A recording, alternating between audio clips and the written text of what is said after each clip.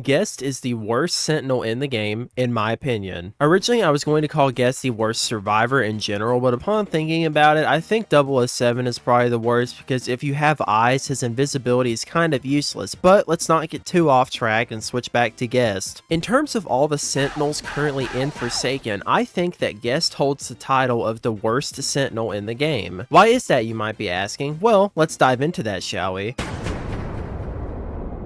Guest, if you don't know who he is one of the few Sentinel characters in Forsaken. He has a block that negates damage and it gives you a stack for your punch. He also has a charge that can slam into the killer and knock them away, and finally you have the punch. After landing a successful block against the killer, you gain a punch charge. Upon using the punch immediately, you can parry the killer, and if your punch connects with the killer, this stuns them for a longer amount of time, but you can also hold on to it and use it for later, but it won't stun for as long as it would if you parry.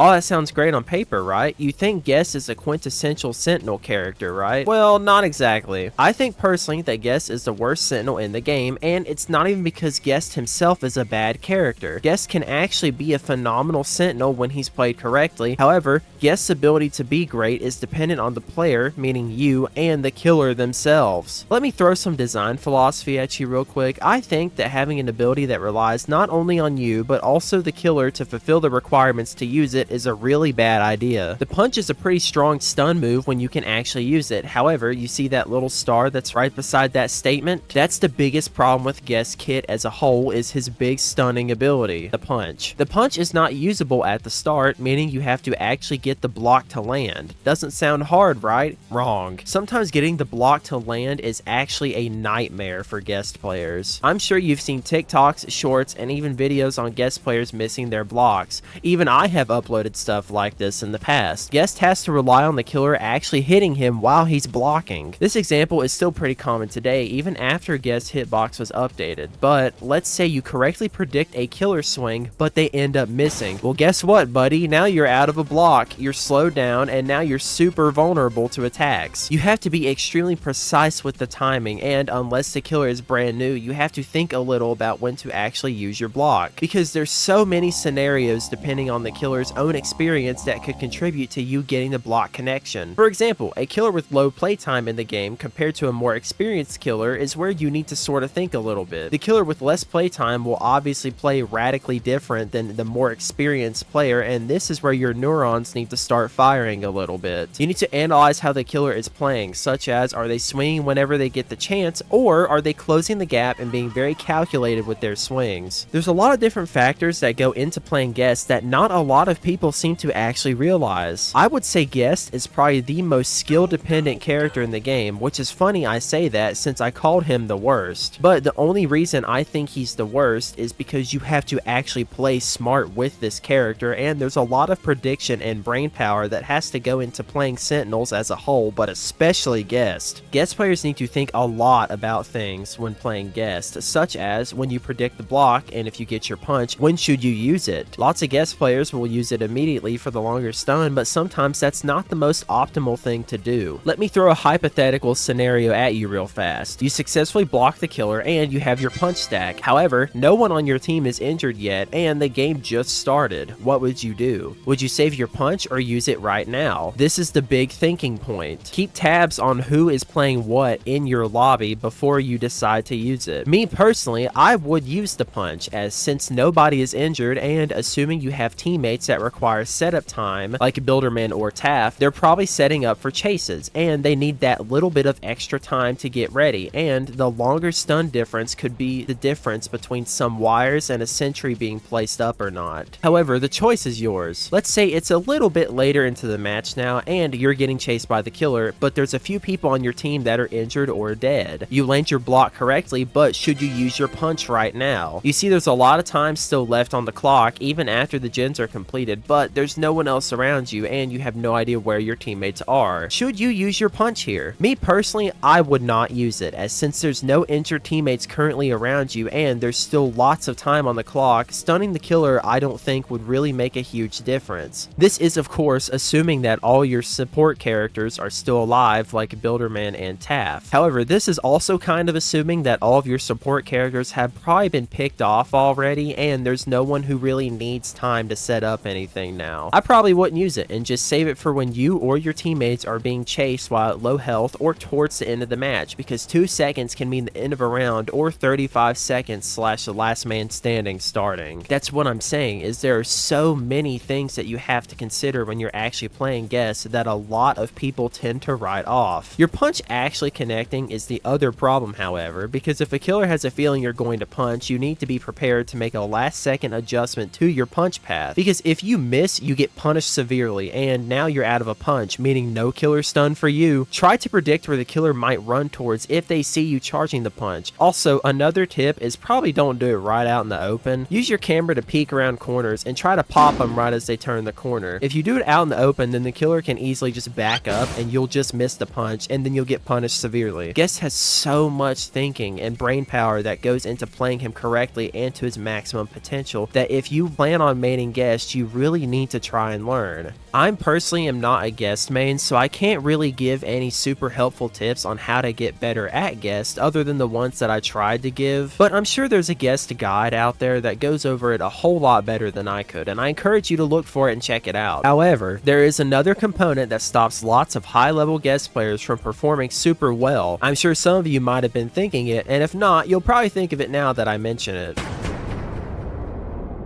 So many Guest mains have the biggest egos imaginable. I've never in my life seen a group of Survivor mains that all seem to assume that they are the best player in the entire lobby, but there's so many Guest players who have shown me that some people with a huge ego have no skill to back it up. Some of the biggest keyboard warriors I've ever seen are on Forsaken, and they're Guest players. Their heads and egos are just so inflated that you could take a step outside and see their forehead from your house. When they miss a block, fail to land a punch, charge the killer into the injured teammate, or just dance in the corner for 90% of the round, it is never their fault ever, and it's their teammates who are the bad players. They wear their Milestone 4 Guest outfits around like badges of honor, when in reality they're just participation trophies for most Guest mains. Most of the time when I see a Milestone 4 Guest player, they're usually the most cocky and predictable individuals in the entire game. They're usually open books most of the time, running towards the killer almost instantly, attempting the worst plays to save their teammates known to man, and they're just all around hilarious people to watch sometimes. Of course, not all Guest players are like this. I've seen some phenomenal Guest players in the past, but they are so few and far in between that you hardly ever encounter these players, or at least in my experience, I never really encountered them ever. Most Guest mains could be so much better if they would just humble themselves just a tiny bit and stop underestimating every single killer that they encounter. A lot of these Guest players just seem to assume that every killer will fall for every block they hold up, which is just obviously not the case. If they could just be a little patient and get their head in the game instead of having it above the clouds, I'm sure they could actually pull off some crazy and important saves that could turn the tides of the entire match. But instead of doing that, they just decide to sit in the corner and emote with each other instead of actually going to help their team out. I'm not sure why they do this. Do you just assume the killer is going to see you dancing and will switch to you? I really don't understand. Actually, you know what? Now that I'm on this topic, let me get a small mini rant off my chest as a support main. Why do so many of you Sentinel players just sit in the corner of the map and emote constantly instead of helping your team? Why are the people who are supposed to be protecting us playing Go Fish and dancing in the corner the entire time? Do you just assume the killer is going to switch targets and go after you for no reason at all instead of the support and survivalists that are currently unguarded and unprotected in the middle of the map? If you're someone who does this or knows someone who does this, please comment why. I truly want to know what the line of thinking is and why you decided to not help your team out and just sit in a corner doing nothing. Why are you even playing a Sentinel character if you're not planning on helping your team? Just switch to noob or someone else, because if you're not even going to attempt to help your team, you should not be playing a class whose entire job is to protect these support characters. And why would you not want to protect the characters who can keep you alive in the first place? Because while you just sat in the corner of the map doing nothing, the killer just wiped out all of the supports on your team, so then when it's your turn to actually get chased, you have no one to heal you and no one to keep you alive with turrets or tripwires. And I swear, the audacity I've seen on some of these Sentinel players, and especially Guest players sometimes, saying that their supports suck and can't keep them alive, while the actual protectors, aka them, didn't even make an effort to try and help the supports out, is just astonishing to me. Like, I understand some support players may actually be bad at support, but you also have to do your job too. It's a two-way street. You can't just sit in the corner and expect a free win, or for the killer to just switch targets to you. Like I said, I truly don't understand, and I wish I did. But anyways, before I get too more off the rails and end up ranting for way longer, let's switch back to guest. Pretty much, the only thing I really have left to say about guest mains is that you guys have the potential to be amazing Sentinel players, but your ego and unwillingness to admit any fault or misplay on your part is a huge roadblock for you as a player. Never assume that you are always the best at what you do. Assume the killer is smarter than you, even if it's obvious that they're not, because when you start learning how to read people or get good at predicting swings, you can truly be a great protector. Also, you are playing a character whose whole lore was revolved around sacrificing himself for his friends, so try and incorporate that into your own playstyle, why don't you? That is your job after all. Of course, I severely doubt that any guest main will actually heed my advice, and they'll probably just get upset, but oh well, you can't say I didn't try to help you out. Anyways, let's wrap this video up now.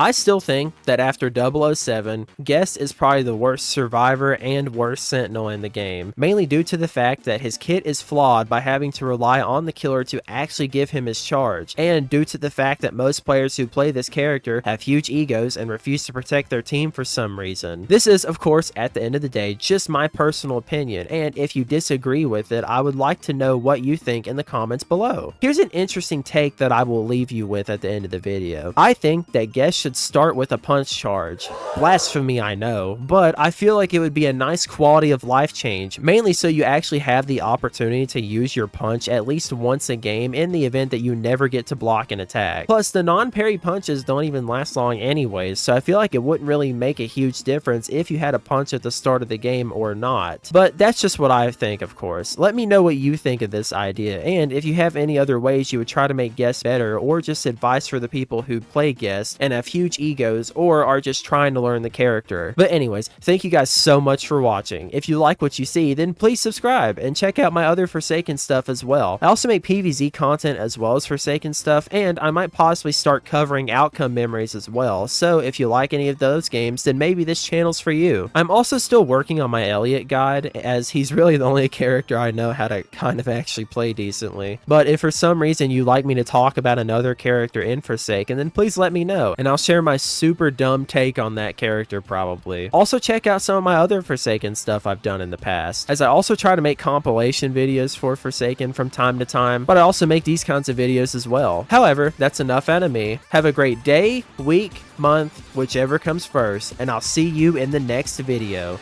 Peace out!